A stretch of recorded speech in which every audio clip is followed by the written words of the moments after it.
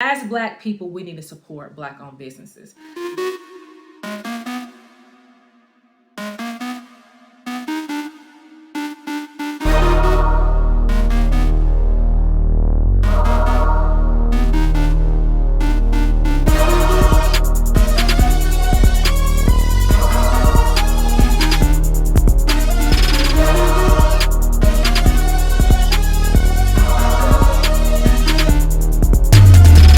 Hey y'all, welcome back to Luxurian Curls channel.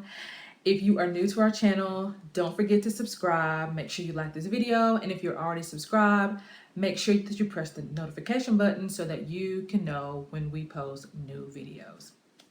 So on Monday, I posted a video about Black people needing to support Black owned businesses.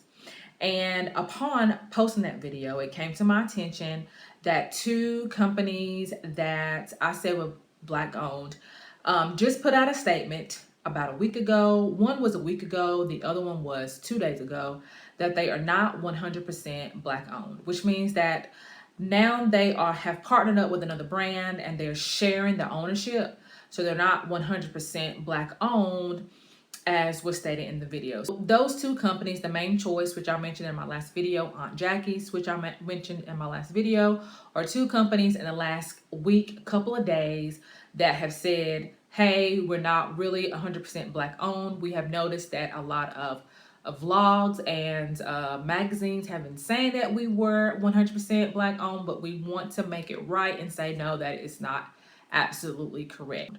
So I definitely wanted to make the correction, and it was brought to my attention by someone who was viewing my video. I was not privy to that information until after I posted my video.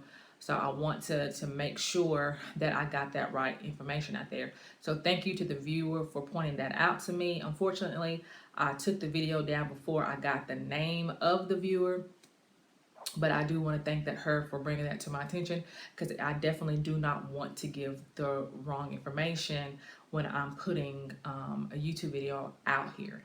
So basically, what I was wanting to say in my video, what I said in my video basically was that as Black people, we need to support Black owned businesses. There has been a lot of debate about Black people and Black owned businesses. It has been statistically found that most of the time Black people are not supporting Black owned businesses. So when you have that happening, of course, these Black owned businesses most of the time are not succeeding, because if you don't have the Black community not supporting them, and then you don't have people outside the Black community not supporting them, of course, that business is not going to sustain anything and it's not going to be successful. So what I was basically saying in my video is that it should be the priority of Black people to support as many Black owned businesses as we can, because that money is going to be going back to the Black community. You know, we have to get it out of this stereotypical mindset to put every Black business, every Black product into one lump. Just because you did not have a good experience with one, or maybe even two Black businesses or Black brands, doesn't mean that you can't find one out there that's going to fit your needs, that's going to be professional, that's going to give you the results that you need. I am a Black person. And when I was natural in 2009, I wanted to find products that was good for my hair. And I knew the only product that I was going to be able to find that was good for my hair was products that were made by Black people for Black people. All right, so I went searching for that. I used two products that are by Black owned brands, and neither one of them worked for my hair. They didn't do anything for it. One even actually stripped my hair of all the moisture and caused my hair to break. The other one, I just didn't like the results from it.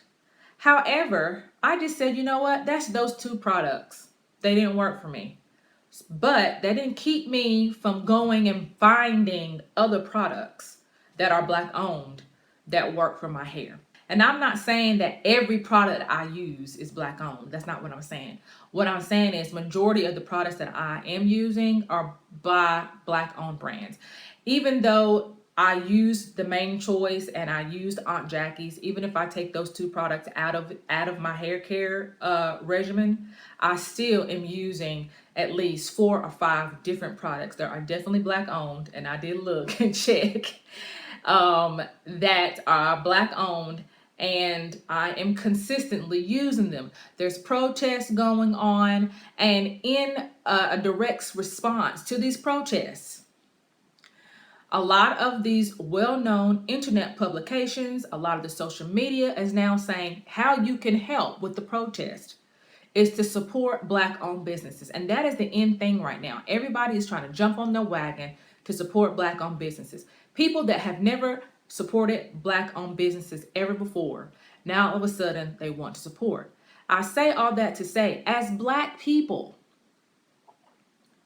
we should not still be looking at lists to see about Black-owned businesses. We should know some already that we're using. We should know some companies right now that we are actually supporting. It should not take a list coming out as a Black person that now you're looking at that list and saying, oh, now I have a list of Black-owned businesses that I can use. As a Black person, you should already know some already.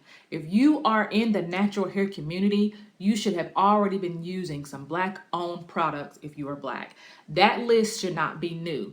Some of those products that have been out for years, mind you now, the Mane Choice and Aunt Jackie's started out as Black-owned products, okay? It was only recently that they partnered with somebody else, and now they're not fully Black-owned, but they started Black-owned. But there's a lot of products that Black people use that was not founded by Black people, and they are the ones that we are consuming the most. So what I was saying in my last video was that as a Black person, it's your priority to know at least some Black-owned products, some Black-owned businesses in your area that you should be supporting. There should not have to be a list to be brought out for you to now have opened your eyes that there are Black-owned products out there, that there are Black-owned brands out there that you can be using. Now, I hate when I hear people saying that the reason why they don't support Black businesses is because A, B, C, and D. When, if it happened in another community, if something at Target didn't do right, you're not going to just stop shopping at Target. Like right now, they're talking about, instead of going to Starbucks, find somewhere else to go that is Black owned. Okay. Now we all know the situations that have happened at Target, that have happened at Starbucks. And I know a lot of Black consumers are still going over there buying their macchiatos and still buying this and this and this and that. So since that is the case, why can't you use that same mentality when it comes to Black-owned businesses, when it comes to Black-owned brands? Not every Black-owned business is unprofessional, untimely, doesn't get something right, whatever. Not every Black-owned business is that way. So find one that does not have those negative points. And if you do come across a business that way, as Black people, we should be able to go to that business and say, hey, you weren't on time. If you want to run a successful business, you got to be on time. Hey, your product didn't work. It's missing, it's lacking. So the next time, hey, make sure that you continue on with this, or make sure you do this, make sure you do A, B, C, or D.